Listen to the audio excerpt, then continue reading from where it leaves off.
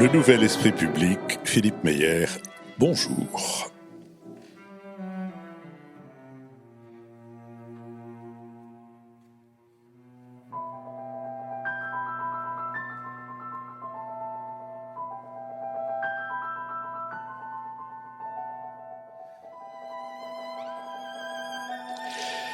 Bonjour, merci de nous avoir rejoints pour cette émission qui sera la dernière émission en public de la saison et qui se déroule à la mairie du 9e arrondissement, que je remercie de son accueil. Elle nous avait d'ailleurs déjà accueillis le mois dernier et elle nous accueille les 2 mois où le théâtre de l'école alsacienne est occupé par les spectacles et les concerts organisés par les élèves.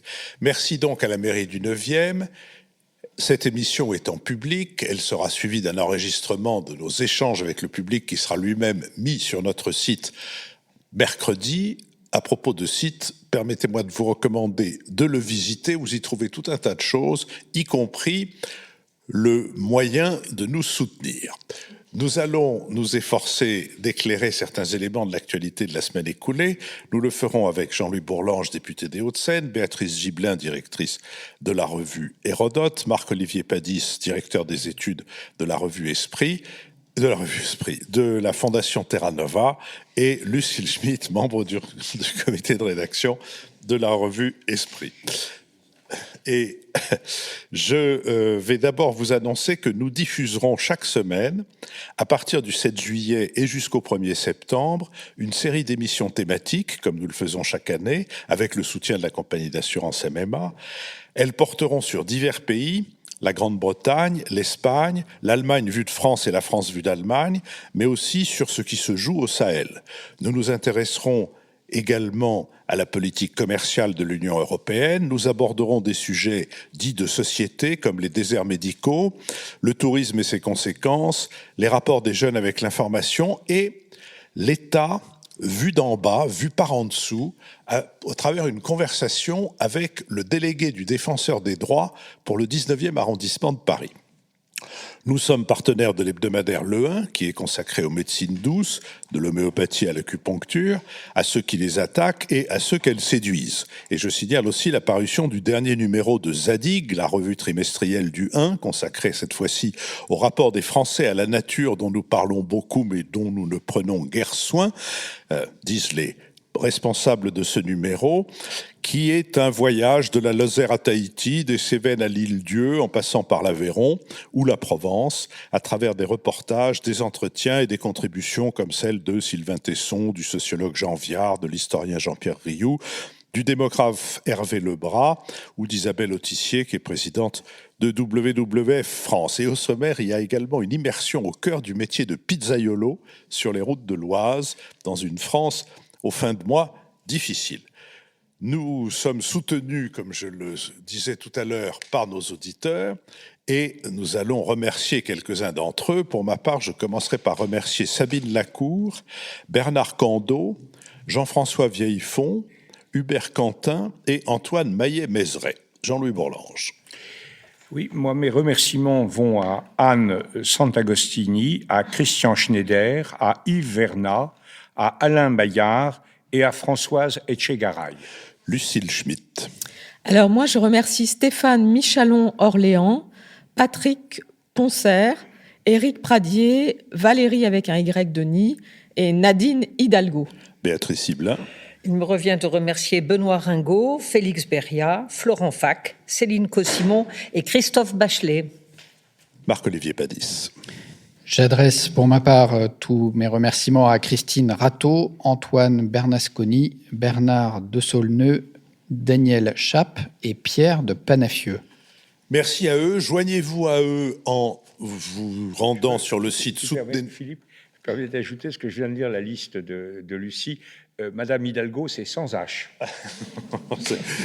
Et c'est pas Nadine Morano. Hein. Non, c'est ni Morano. Voilà, nous venons d'échapper à 2 dangers en une seule fois. Nous sommes donc extrêmement satisfaits. Mais rejoignez donc ces généreuses et généreux donateurs et donatrices. Rejoignez-les en allant sur notre site à la rubrique Soutenez-nous. Et n'oubliez pas que depuis que nous sommes reconnus comme une entreprise de presse, tous les soutiens que vous nous apportez sont déductibles à hauteur de 66%. Et donc, nous sommes maintenant en cheville avec une plateforme qui vous adressera une fois par an le reçu fiscal qui vous permettra de bénéficier de nous donner 60 € quand ça ne vous en coûtera que 20 par mois.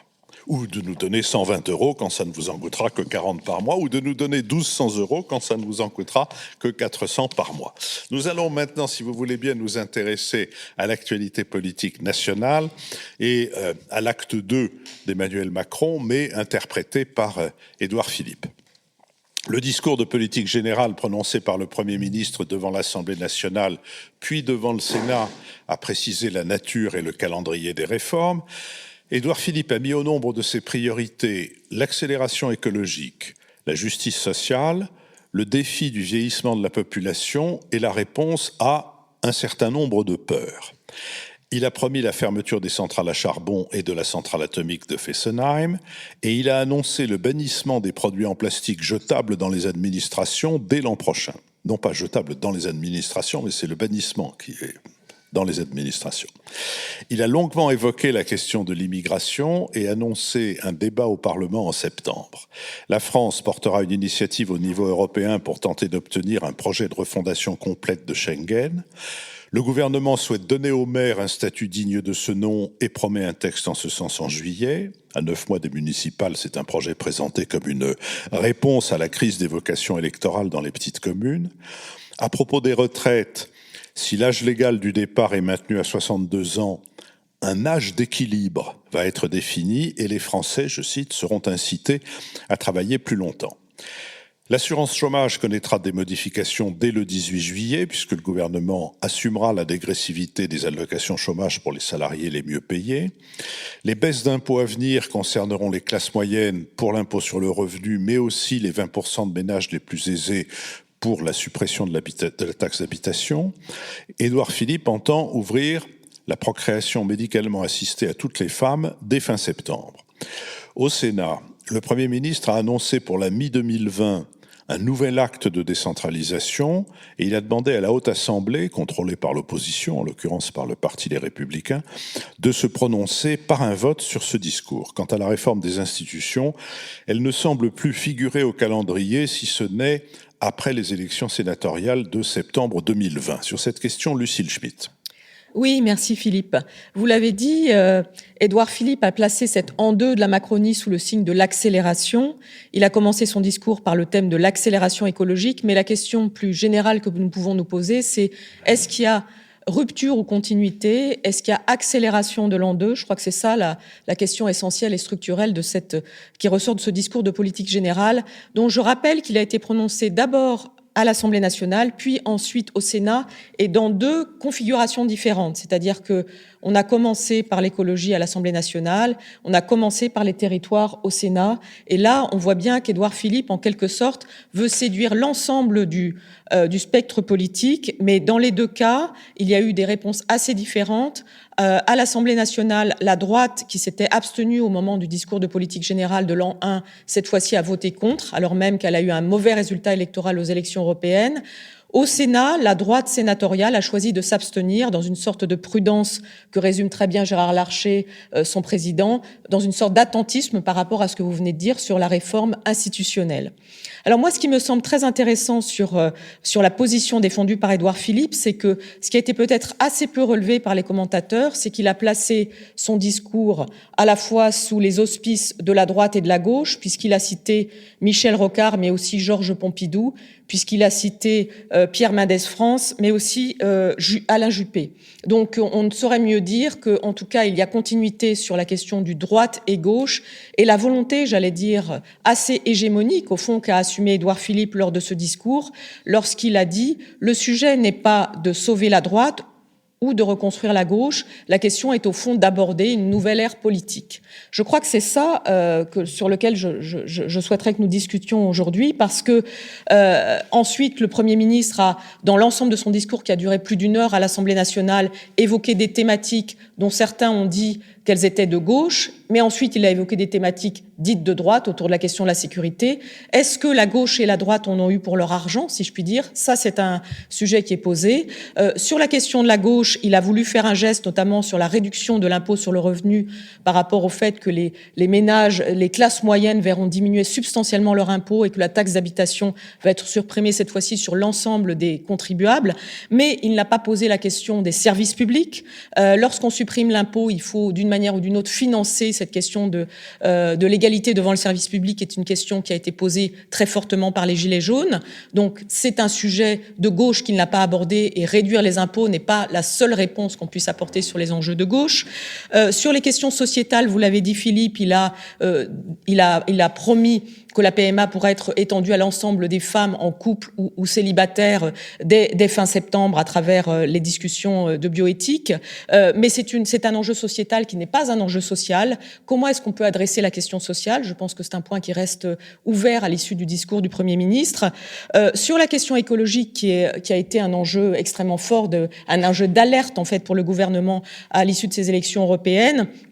Là encore, il ne suffit pas de commencer un discours par la question écologique pour apporter des réponses. Et l'essentiel de la proposition d'Édouard Philippe a été de dire que les citoyens qui ont été tirés au sort pourront faire des propositions ambitieuses qui seraient éventuellement soumises au référendum. Certes, mais quel est le contenu de la proposition écologique? L'enjeu reste aussi posé. Enfin, sur les questions dites de droite, sur les enjeux de sécurité, le Premier ministre a promis une réorganisation de la police nationale. Il a aussi promis le recrutement d'un certain nombre de personnes sur les enjeux de renseignement par rapport à l'islamisme radical. Et je dirais, pour terminer, que sur l'enjeu des retraites, qui est un enjeu de droite et de gauche, qui concerne l'ensemble de la société française, cette fois-ci, il a été à la fois en même temps, si je puis dire, sur l'idée de conserver l'âge d'entrée en retraite légal de 62 ans, mais il a parlé d'un âge d'équilibre. Et là, on voit bien que la question qui est en jeu, c'est celle de l'équilibre financier des régimes de retraite.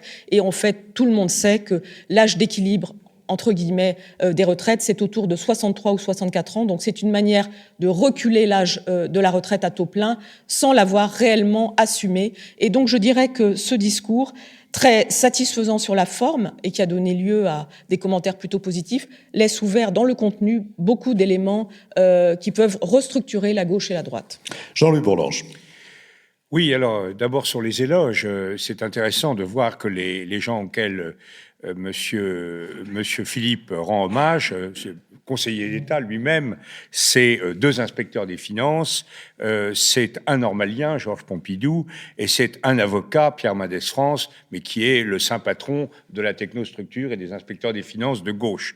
Donc, on s'approche de la suppression des grands corps, mais avec une certaine prudence.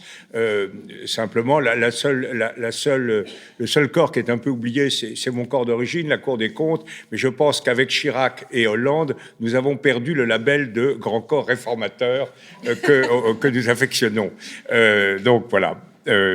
Deuxièmement, je suis effectivement très inquiet par le tirage au sort. Je n'arrive pas à comprendre comment on accrédite cette idée, alors qu'en même temps, tout le monde hurle contre les sondages.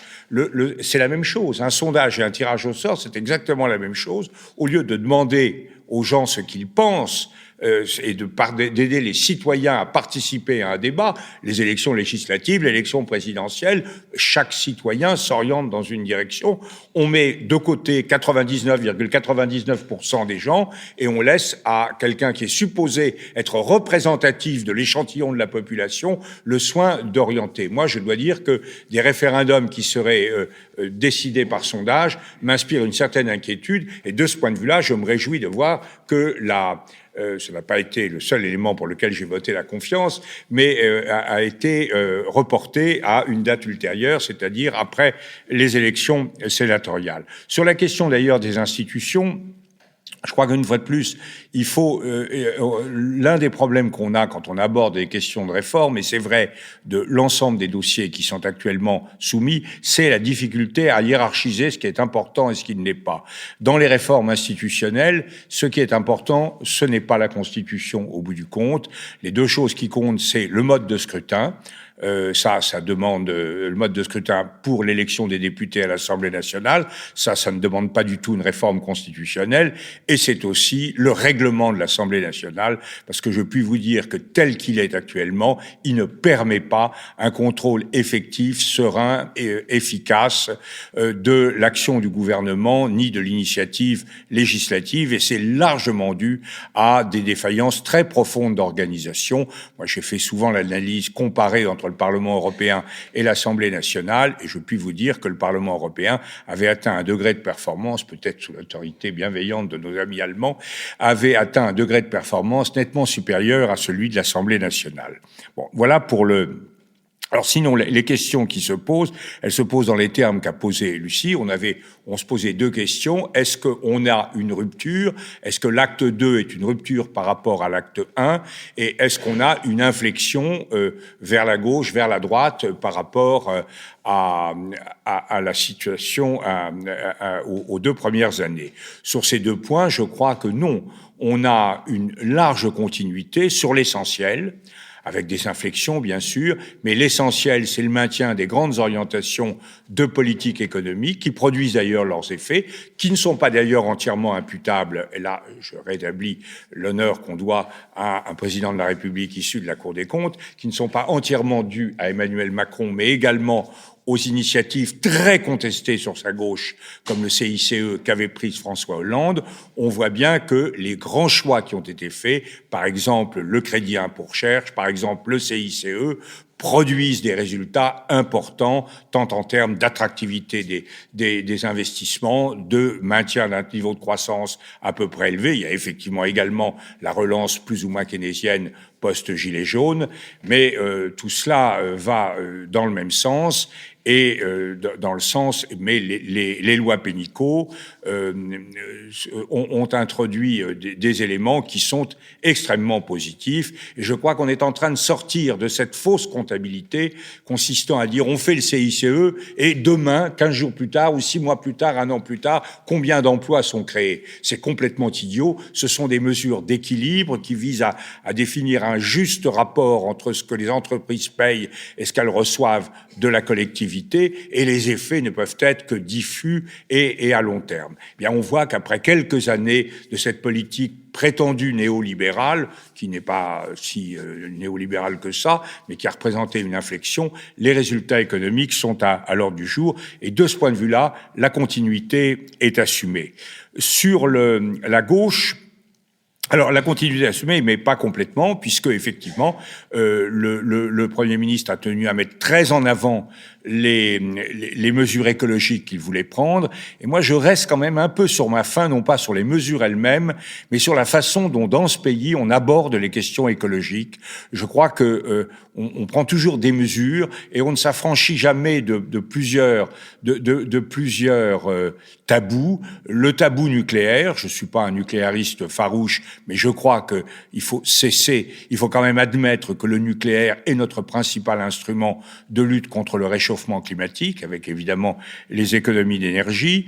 Le tabou de l'économie de marché, je crois que les Verts allemands ont quand même parfaitement compris que le problème économique se posait autrement et qu'il ne s'agissait pas, si on attendait de remettre en cause le capitalisme et l'économie de marché pour faire de l'écologie, on aurait tous disparu avant que la révolution se produise, et qu'il s'agit de vivre avec cela. Et troisièmement, le tabou de la réglementation ou de la taxation, l'idée d'une écologie punitive pour les fauteurs de troubles, etc.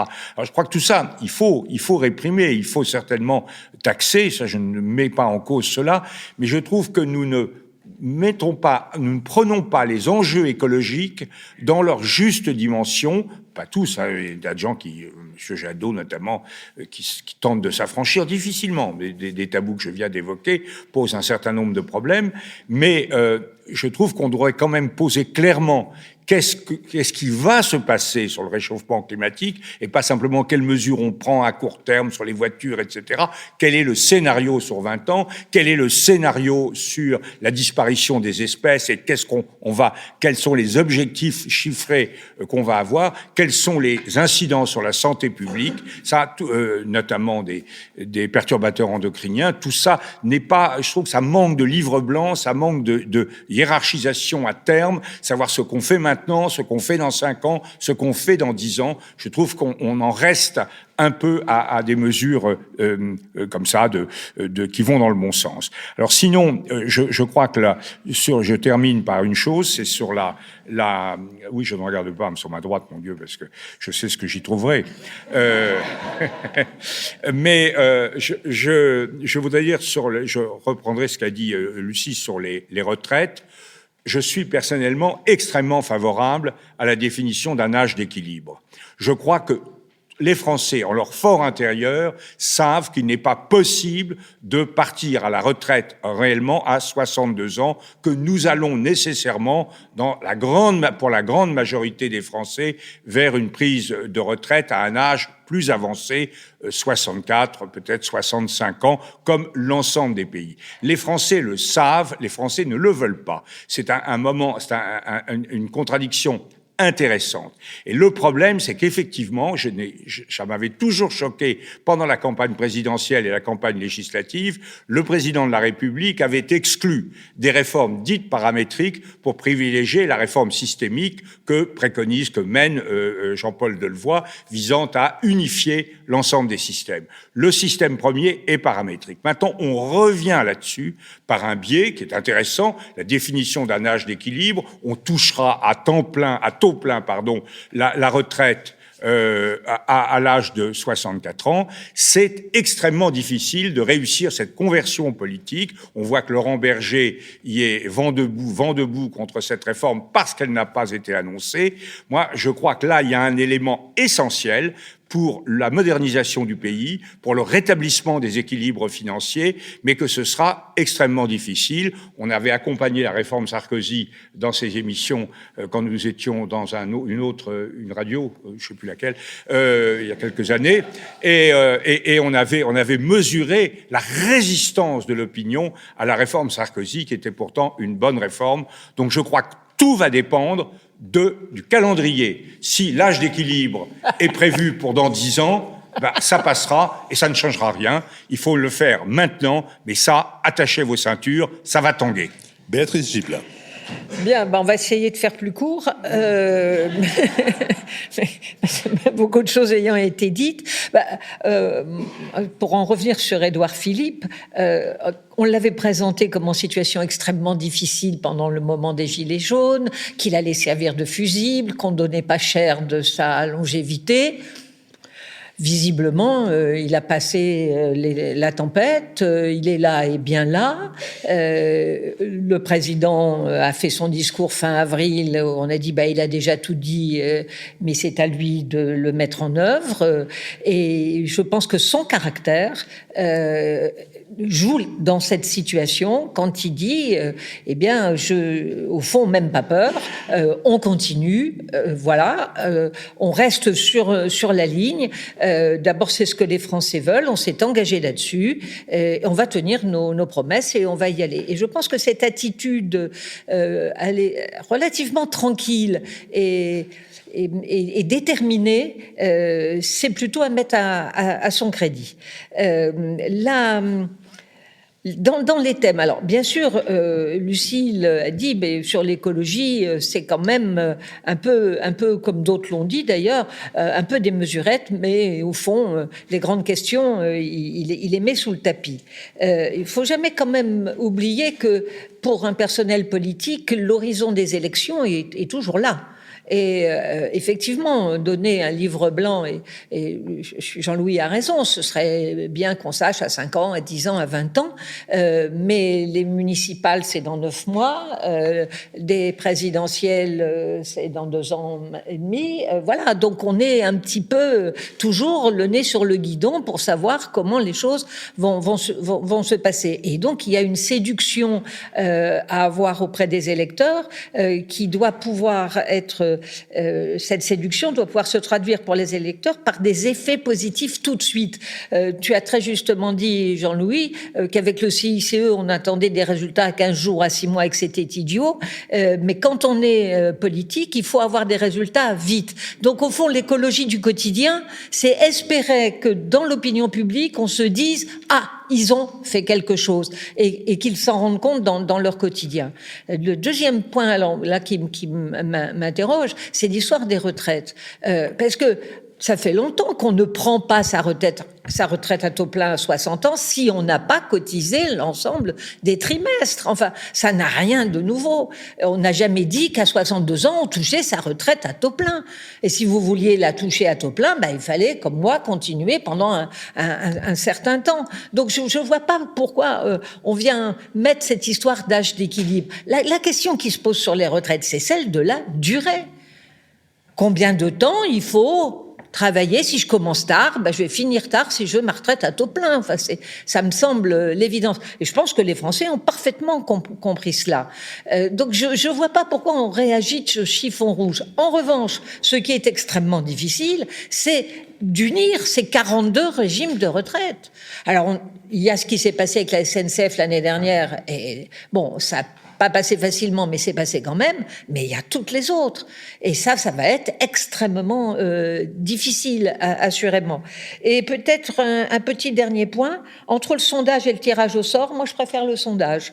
Parce qu'au moins, le sondage, on réfléchit à des quotas pour répondre à, au fond, une sociologie politique, tandis que le tirage au sort, franchement, c'est le vrai n'importe quoi. Marc-Olivier Padis.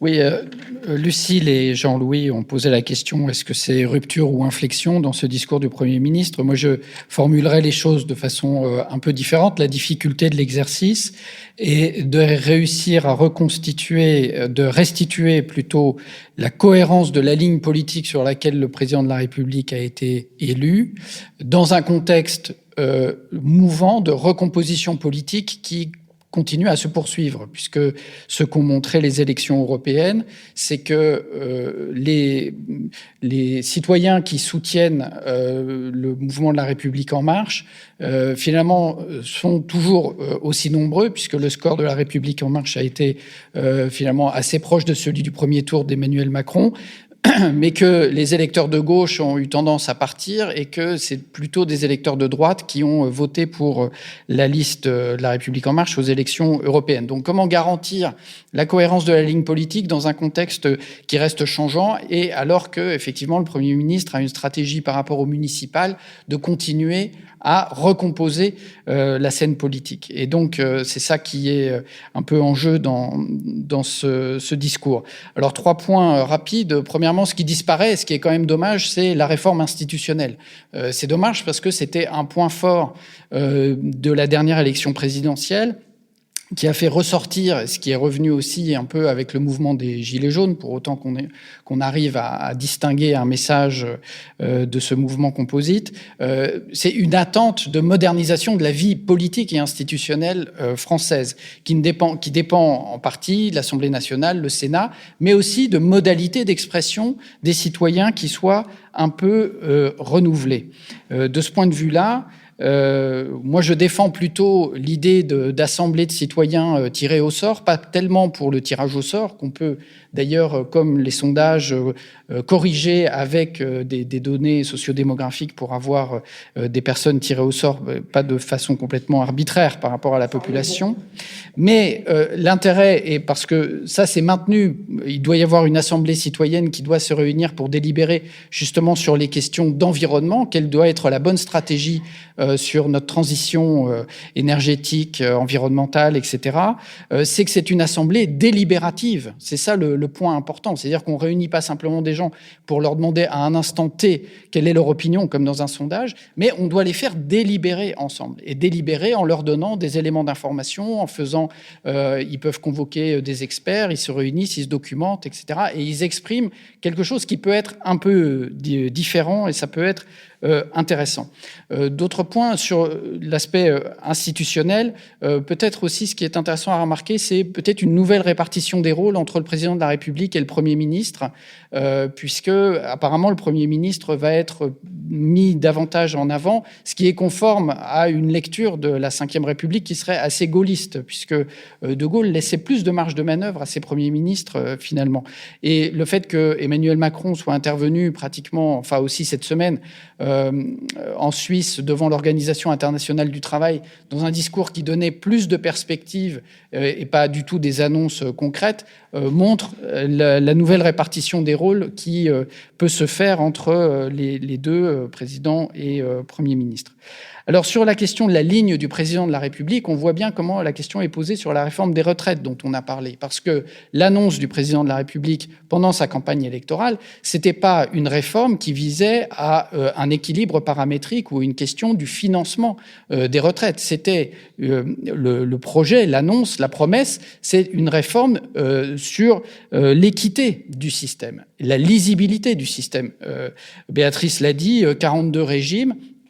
Le mot d'ordre, c'était pour 1 euro cotisé, les mêmes droits. Or, ce n'est pas le cas aujourd'hui. Et le Premier ministre a tendance à déformer ce projet de réforme en nous ramenant sur un sujet finalement d'équilibre financier, ce qui n'était pas du tout la promesse du président de la République. Et là, bon, je répète pas, mais je retrouve complètement ce que dit Béatrice. Le problème de l'âge d'équilibre, c'est pas du tout la bonne manière d'insérer le sujet dans le débat public. La question, c'est la durée de cotisation. C'est pas l'âge. Ce qu'il faut, c'est qu'on ait tous nos trimestres. C'est un peu une régression, je trouve, du débat de revenir sur ce chiffon rouge et non pas jaune de l'âge qui ne permet pas vraiment de comprendre les choses. Dernier point, sur les questions de justice sociale, puisque c'est un des axes qu'a montré le Premier ministre, il ne faut pas s'arrêter à des effets de surface. C'est intéressant dans l'annonce sur l'assurance chômage, par exemple. Bon, le bonus-malus, ça c'est une bonne idée.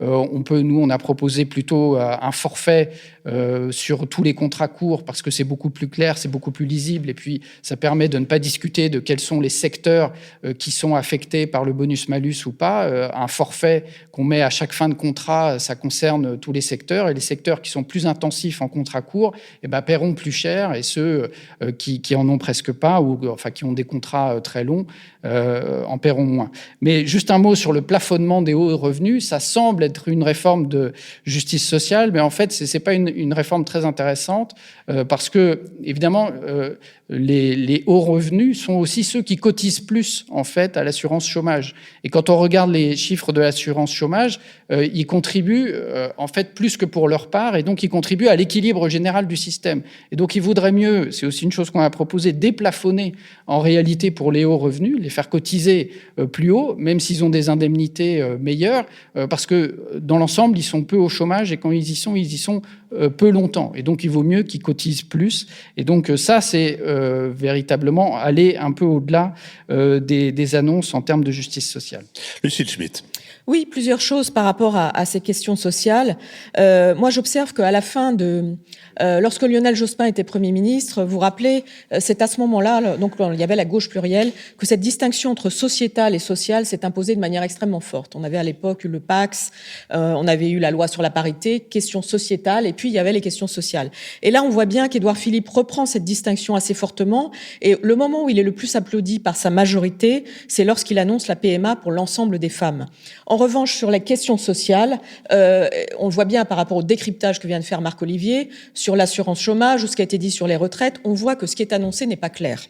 Et donc, on voit bien que, certes, il fait un pan de discours dit à gauche, mais je pense que c'est une communication de gauche, mais l'évaluation de ce qu'il a annoncé en termes de conséquences sociales nous semble assez floue, assez difficile, et je pense qu'il serait très utile d'évaluer ça assez rapidement et d'avoir des éléments de débat, hormis le discours du Premier ministre. Donc attention à cette distinction entre sociétal et social, où on se fait applaudir sur la PMA, mais où sur le plan social, on ne donne pas une direction qui m'apparaisse très clairement sociale. La deuxième chose que je voulais dire très rapidement, Philippe, c'est sur la question écologique, Jean-Louis a tout à fait raison de dire qu'on a le sentiment qu'après un résultat électoral plutôt bon pour les écologistes, l'écologie est reprise en quelque sorte, reprend le devant de la scène, mais que sa lisibilité pour l'ensemble de la société et les mesures qui sont proposées n'est là non plus pas claire du tout, parce que on découpe l'écologie en pans en fait d'appartements entre la loi mobilité, la loi énergie et climat, le tirage au sort, et au fond le projet de société écologique qui pourrait être porté, je pense que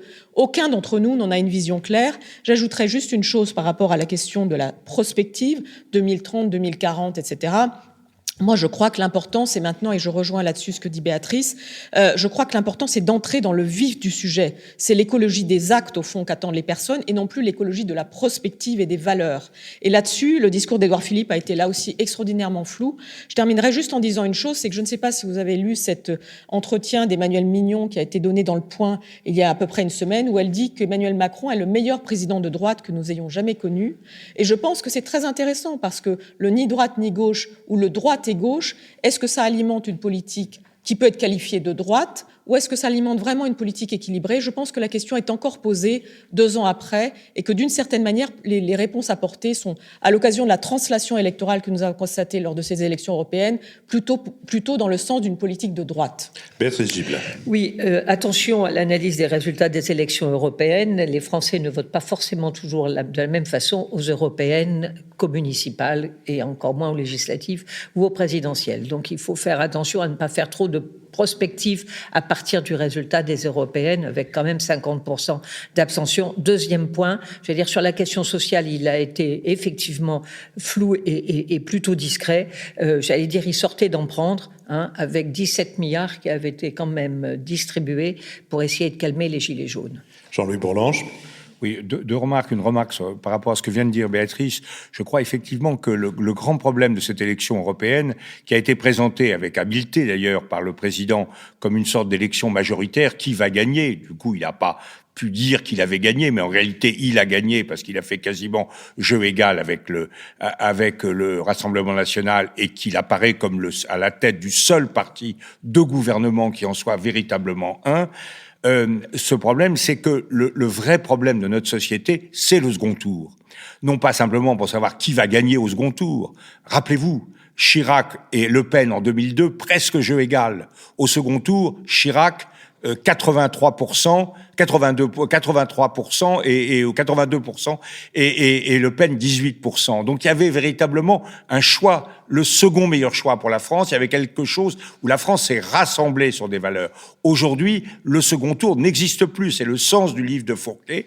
La France est profondément divisée, et quand vous avez un quart de la population qui vote pour vous, ce qui est le cas du gouvernement, il faut faire très attention, parce que il faut conquérir, comme disait Giscard, au moins 2 Français sur 3. Et c'est là où il faut être effectivement extrêmement prudent sur les municipales. Un mot sur Emmanuelle Mignon. Je trouve quand même que c'est un beau signe du déboussolage complet des esprits que de voir quelqu'un qui a affiché tout au long de son rôle, ses fonctions de conseiller auprès de Nicolas Sarkozy, des convictions catholiques extrêmement intransigeantes, extrêmement dures, de dire que monsieur Emmanuel Macron est le candidat de la droite au moment où il propose la PMA. Je crois vraiment que dans notre société, tout le monde a la tête un peu chamboulée. Un mot, les convictions écologiques du gouvernement pourraient être éclairées sur des points précis, comme les récentes modifications des dispositions concernant la protection des sites, qui ne sont pas en faveur de cette protection, ou des conditions pour les enquêtes publiques qui ne sont pas en faveur d'un élargissement des pouvoirs de l'expression à l'occasion de ces enquêtes publiques. Mais d'une manière générale, si on considère, et pas seulement à cause des Gilets jaunes, et pas seulement à cause du grand débat, que quelque chose manque dans la société, qui est une fluidité, une plus grande fluidité démocratique, une plus grande possibilité d'expression et de prise en compte des expressions diverses. Il me semble que la remise sine die, pour dire les choses comme elles sont, de la réforme institutionnelle est quelque chose d'extrêmement fâcheux, parce que dire que ça sera bientôt ou dans des conditions, je ne sais plus quelle a été l'expression. Quand le Sénat voudra bien. Exact. Quand le Sénat voudra bien. Quand le Sénat voudra bien. Oui, ce qui veut dire, enfin, ça me fait à peu près penser à cette réplique de Raymond Barre, à qui quelqu'un disait, ah mais je vous ai déjà vu quelque part. Et Barre disait, c'est possible, j'y vais souvent. Et là, il y a, dans la nécessité de découpler les élections législatives de l'élection présidentielle, dans la nécessité de trouver quel mode de proportionnel il faut introduire dans les élections, il y a des choses qui sont urgentes et qui sont, je crois, profondément nécessaires parce qu'elles répondent à ce, Marc-Olivier Padis y a fait allusion, d'autres aussi, à ce qui s'est exprimé dans les mouvements sociaux et même au-delà de ces mouvements sociaux dans les derniers temps. Je vous propose que nous passions maintenant à notre sujet de politique internationale et que nous nous intéressions au rififi dans le détroit d'Ormuz. Le 13 juin, en mer d'Oman, le sabotage de 2 tankers, l'un japonais, l'autre norvégien, a accru les tensions autour du golfe Persique et renforcé le risque d'escalade apparu avec le sabotage de 4 navires à la sortie du détroit d'Ormuz le 12 mai dernier. Ce détroit, bordé par l'Iran, Oman et les Émirats arabes unis, représente un enjeu stratégique mondial puisque près de 35% du pétrole circulant par voie maritime y transite à destination de la Chine, de l'Inde, mais aussi des États-Unis et de l'Europe. La configuration du détroit est étroite et ça en rend la paralysie facile. Tandis que Téhéran a parlé d'accident et indiqué avoir porté secours à 2 tankers étrangers en mer d'Oman, Washington s'est empressé d'attribuer l'opération à l'Iran en publiant une vidéo censée montrer l'équipage d'une vedette iranienne en train de retirer une mine ventouse non explosée du flanc de l'un des pétroliers attaqués. De son côté, l'ONU a réclamé une enquête indépendante. Les cours du pétrole ont brusquement grimpé après l'annonce par un service d'information sur la navigation commerciale géré par la Royal Navy de cet incident sans victime, lequel incident s'est produit alors que le Premier ministre japonais Shinzo Abe, intermédiaire désigné par M. Trump, a rencontré le guide suprême iranien et appelé la République islamique, je cite, à jouer un rôle constructif au Moyen-Orient. Quelques jours plus tôt, le ministre des Affaires étrangères allemand, Heiko Maas, était venu encourager Téhéran à la patience face à la stratégie de pression maximale que les États-Unis appliquent à son encontre, tandis que Mike Pompeo, le secrétaire d'État américain, se rendait à Bruxelles le 13 mai dernier pour inciter les Européens à renoncer à contourner les sanctions américaines contre l'Iran. Sur cette question, Béatrice Gibelin. Oui, le détroit d'Ormuz et d'une façon générale plus large, le golfe Persique, on sait très bien que c'est un des lieux de très forte tension dans le monde. Il y en a d'autres, il y a la mer de Chine, tout au moins dans sa partie sud, qui est pas loin du détroit de Malacca. Tiens, comme par hasard, c'est encore un détroit, c'est-à-dire qu'à une époque de grande mondialisation et où la circulation maritime est extrêmement importante, le contrôle des détroits est absolument stratégique. On ne peut pas faire comme si la configuration géographique, Philippe l'a rappelé, c'est 50 km le détroit d'Ormuz, donc c'est plus large que le détroit de Malacca. Un gros bateau énorme dans le détroit de Malacca peut tout bloquer. Il en faudrait un petit peu plus pour bloquer le détroit d'Ormuz. Donc c'est un endroit éminemment stratégique. Deuxième chose qu'on sait, c'est qu'il y a une tension très forte entre l'Arabie saoudite, alliée des États-Unis, et l'Iran, ennemi des États-Unis depuis la République islamique installée à Téhéran en 1979. Parce que je rappelle que l'Iran fut le grand allié des États-Unis à l'époque du Shah. Donc c'est important de s'en souvenir. Alors, aussitôt, les États-Unis ont dit c'est de la faute de l'Iran. L'Iran a dit c'est un accident. Dans un premier temps, l'Arabie saoudite et les Émirats n'ont rien dit. Ce matin, l'Arabie saoudite a dit c'est la faute de l'Iran. Donc, en fait, la question qu'on peut se poser, c'est qui a intérêt à ça ? Pourquoi a-t-on ces incidents-là en ce moment dans le détroit d'Ormuz ? Effectivement, la réponse la plus simple, c'est de dire c'est de la faute de l'Iran, parce qu'ils sont fâchés des sanctions que leur imposent les États-Unis. Donc, évidemment, ils vont intervenir dans le détroit d'Ormuz. Bien. Mais quel est l'intérêt, franchement, des Iraniens de rendre la situation très dangereuse, voire de bloquer la circulation des bateaux, pétroliers ou autres d'ailleurs, dans le détroit d'Ormuz. Si on réfléchit un peu comme ça, là, la réponse est loin d'être évidente.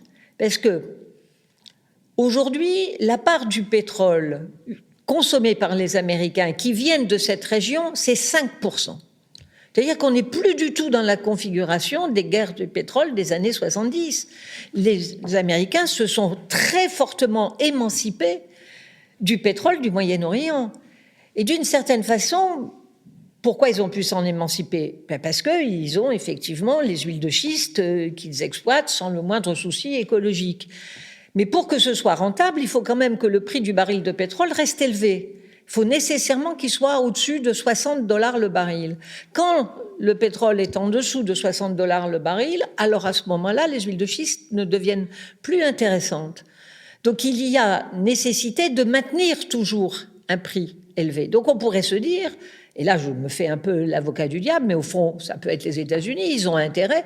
De nouveau, le prix du baril était en train de baisser.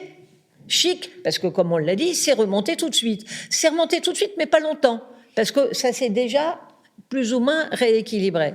C'est-à-dire que cette idée dans laquelle on reste de pénurie de pétrole, on allait toujours atteindre le peak oil et puis après ça allait être une catastrophe, on se rend compte que ce peak oil de pétrole se déplace constamment, se recule toujours plus loin dans le temps. Puis surtout, on découvre des gisements de gaz vraiment de façon multiple et on n'a jamais eu autant de gaz. On le brûlait autrefois, mais maintenant, on sait l'utiliser.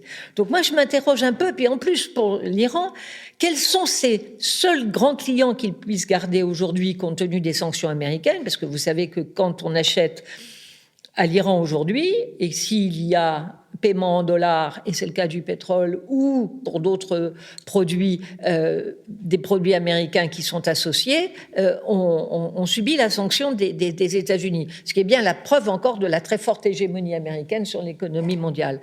Mais pour les Iraniens, ils vendent à qui ? À l'Inde, qui est beaucoup moins touchée par les sanctions américaines que l'Europe, par exemple, à la Chine, beaucoup. C'est vrai au Japon et à la Corée du Sud qui, eux, doivent être extrêmement prudents avec les États-Unis. Mais donc, ils n'ont aucun intérêt à véritablement bloquer. Alors, qu'est-ce qui peut expliquer ça ? Il est possible que ce soit effectivement les Iraniens. Je vais être bref. C'est possible que ce soit les Iraniens dans un jeu d'escalade. Visiblement, on essaye de mener une négociation secrète entre les États-Unis et l'Iran qui se passe généralement à Oman, qui peut parfois se faire très discrètement à Dubaï. Si on envoie Shinzo Abe, c'est bien parce que officiellement les États-Unis veulent montrer qu'ils sont prêts à négocier, ça sert à ça, ou le ministre allemand qui s'était rendu en Iran à Téhéran. Donc il y a des négociations, mais aborder les négociations dans le meilleur des rapports de force. Donc pour les États-Unis, c'est menacer, on ne se laissera pas faire et on interviendra. Il y a la 5e flotte qui est là, qui vient d'être renforcée encore par des navires amphibies qui sont arrivés, des missiles patriotes, où vraiment on montre ses muscles, c'est, je crois, extrêmement important. L'Arabie Saoudite qui a dit ce matin, on défendra nos intérêts vitaux et on défendra notre population, donc on ne se laissera pas faire, c'est-à-dire des discours un petit peu, j'allais dire, avec certaines...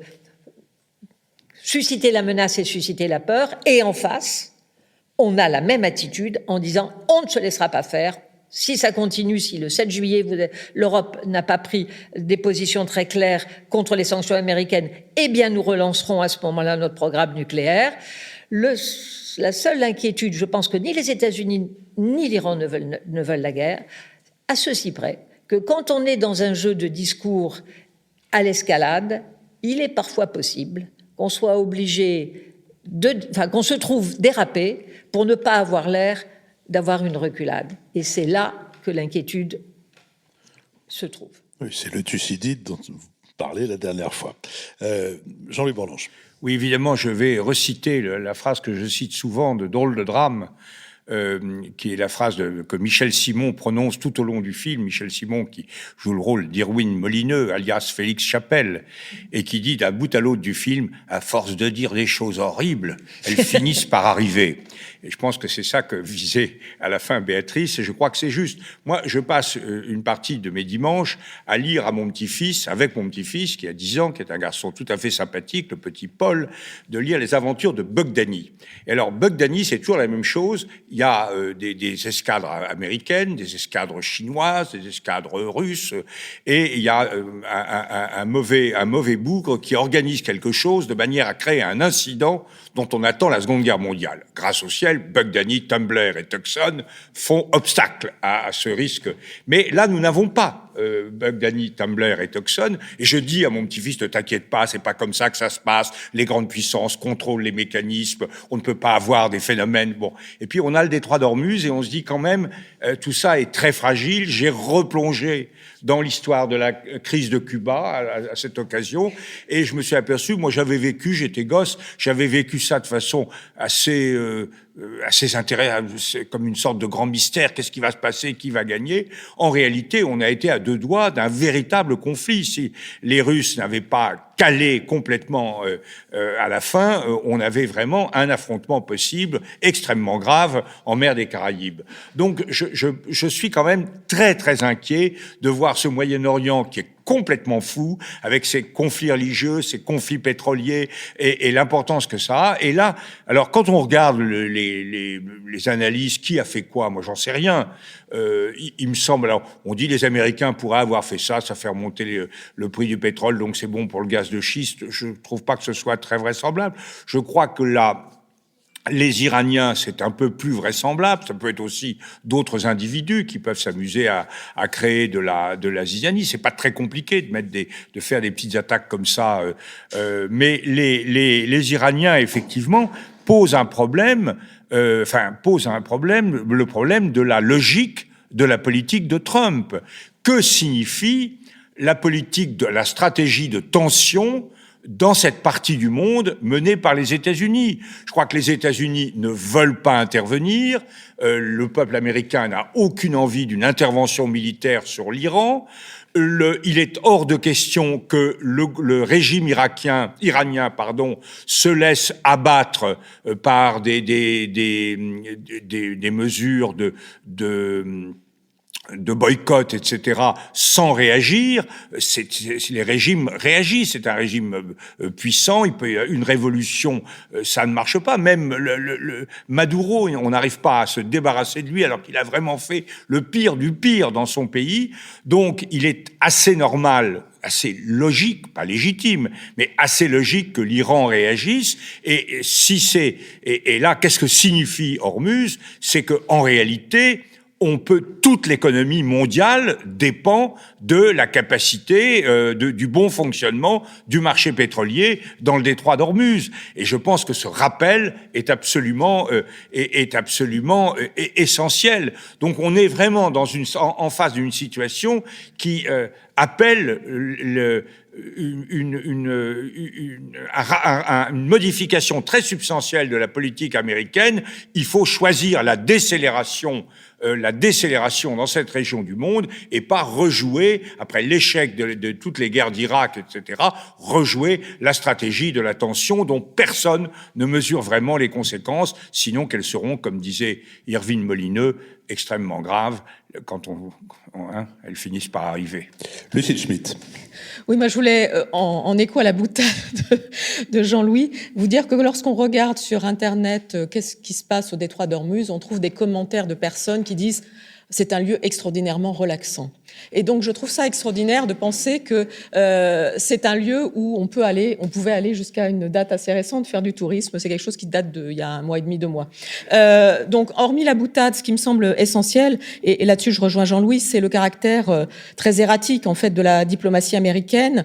Vous l'avez sans doute vu, Mike Pompeo, le secrétaire d'État, a mis sur le net une vidéo qui montre, d'après lui, le fait que les Iraniens sont responsables parce qu'on voit un équipage d'un bateau en train d'après lui, d'enlever une espèce de mines ventouses qui auraient été posées sur la coque du bateau japonais qui a été attaqué.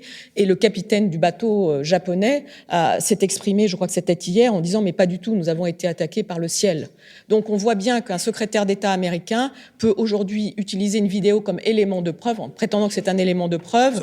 On a déjà connu ça. Oui, à propos de l'Irak, ils avaient fait au On a déjà connu non, mais ça. c'est bien sûr en écho à ce qui était arrivé sur l'Irak. Et ce qui est très intéressant, c'est aussi de se rappeler que John Bolton, qui est aujourd'hui conseiller de Donald Trump, était déjà là au moment donc de le déclenchement de la guerre avec l'Irak. Donc on est dans une situation où, Béatrice l'a rappelé, cette question des antécédents historiques, de la manière dont les relations avec l'Iran sont vues, c'est-à-dire la façon dont les Américains considèrent que l'Iran est par définition une puissance déstabilisatrice dans la région, sans voir qu'elle peut être aussi une puissance stabilisatrice, c'est un élément essentiel. Je voulais aussi rappeler une chose, c'est que dès les années 80, le détroit d'Ormuz a été le lieu d'affrontements extrêmement puissants entre les États-Unis et l'Iran. Il faut se rappeler que c'est là qu'a eu lieu la plus grande bataille navale depuis la Seconde Guerre mondiale. C'est dans le détroit d'Ormuz.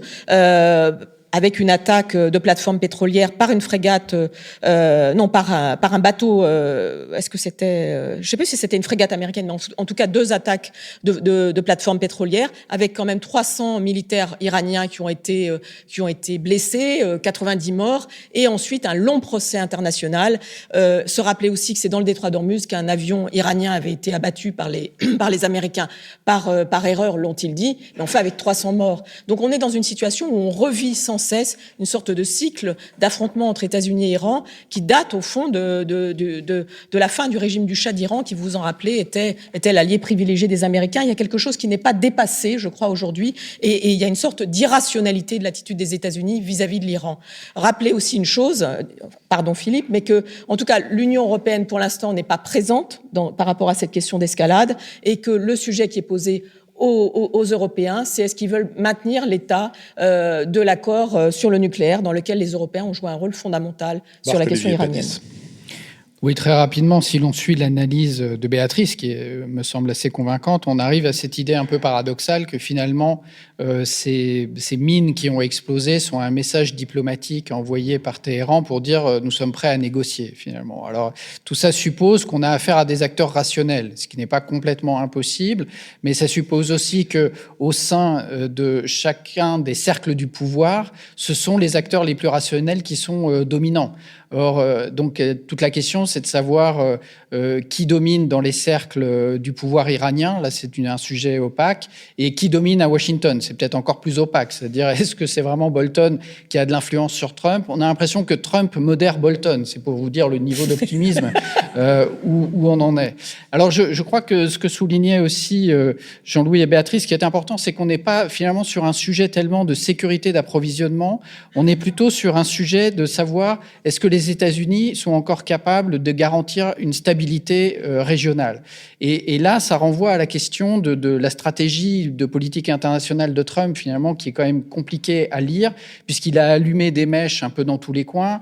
Il est dans un bras de fer avec la Chine. Il humilie les Européens qui sont ses alliés. Avec le Japon, c'est pas très très clair. Sur la Corée du Nord, il a dit qu'il arriverait à un accord. Il est arrivé à rien du tout. Au Moyen-Orient, il semble quand même très dépendant de ses alliés comme l'Arabie Saoudite et les Émirats Arabes Unis, qui sont pas des acteurs non plus les plus rationnels qu'on puisse imaginer. Donc tout ça n'est pas très encourageant. On a du mal à trouver une ligne directrice qui a l'air d'être une espèce d'unilatéralisme agressif et